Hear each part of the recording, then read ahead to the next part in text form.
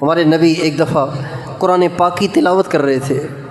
آپ علیہ السلام ایک دفعہ قرآن پاک کی تلاوت کر رہے تھے۔ قرآن پاک کی تلاوت کرتے ہوئے فرعون کے ڈوبنے کا قصہ آ گیا۔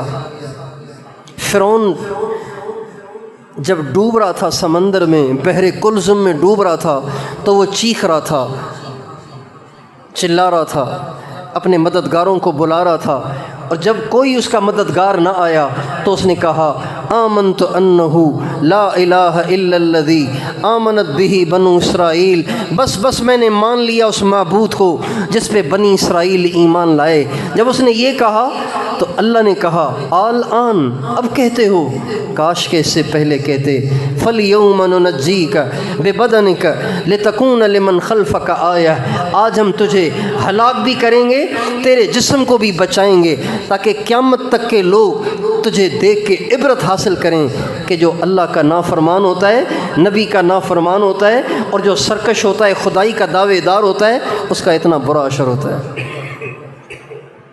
یہ سارا قرآن میں تذکرہ ہے۔ ہمارے نبی جب اس کی تلاوت کر رہے تھے تو حضرت جبریل آسمان سے آ گئے۔ جبریل علیہ السلام نے کہا یا رسول اللہ، جس واقعے کو آپ قرآن میں پڑھ رہے ہیں نا، اس واقعے کو میں نے آنکھوں سے دیکھا ہے۔ آپ تو پڑھ رہے ہیں نا، میں نے تو آنکھوں سے دیکھا، میں خود وہاں موجود تھا جب فرعون غوطے کھا رہا تھا اور سمندر میں ڈوب رہا تھا، اور اس کے منہ میں، ناک میں، کان میں پانی جا رہا تھا، اور وہ چیخ رہا تھا، چلا رہا تھا، اور جب وہ چیخنے چلانے لگا اور کلمہ پڑھنے لگا تو حضرت جبریل کہنے لگے یا رسول اللہ وَأَنَا آخُذُ مِنْ حَالِ الْبَحْرِ، میں سمندر کے کیچڑ کو اٹھا کے اس کے منہ میں ٹھونس رہا تھا، خشیۃ ان تدرکہ الرحمہ، میں اس کے منہ میں اس لیے کیچڑ ٹھونس رہا تھا اس لیے کہ مجھے ڈر لگ رہا تھا کہ کہیں اس کلمے پہ بھی خدا کو رحم نہ آ جائے۔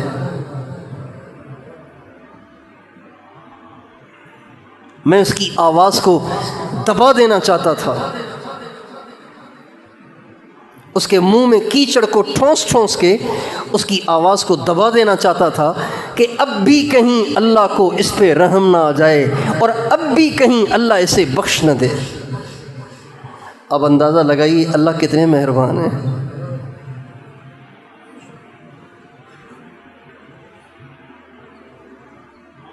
جو فرعون کو معاف کرنے کے لیے تیار ہو تو وہ میرے آپ جیسے گناہ گاروں کو معاف کرنے کے لیے تیار ہوگا کہ نہیں ہوگا بھائی؟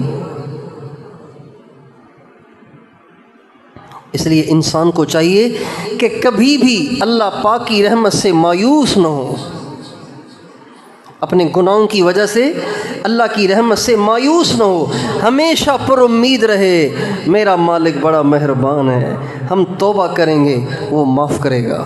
لیکن اس کا مطلب یہ نہیں ہے کہ وہ گناہوں پہ اور جری ہو جائے، یہ تو بے غیرتی کی بات ہے، یہ تو بے حیائی کی بات ہے کہ اللہ معاف کرنے کے لیے تیار ہے تو ہم بھی دھڑا دھڑ نافرمانیاں کرتے رہیں، یہ تو بے حیائی ہے۔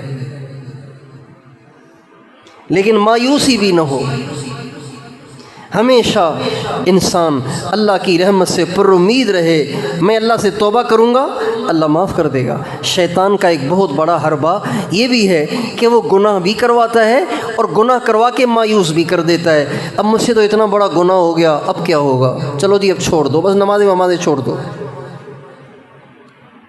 مایوس کر دیتا ہے۔ گناہ ہوا، اب ذکر بھی چھوڑ دیا، تلاوت بھی چھوڑ دی، مراقبہ بھی چھوڑ دیا، بزرگوں سے ملنا بھی چھوڑ دیا، تبلیغ میں جانا بھی چھوڑ دیا، مسجد میں آنا بھی چھوڑ دیا۔ کیوں؟ اجی مجھ سے تو گناہ ہو گیا ہے، اب ہم تو ویسے ہی مردود ہو گئے۔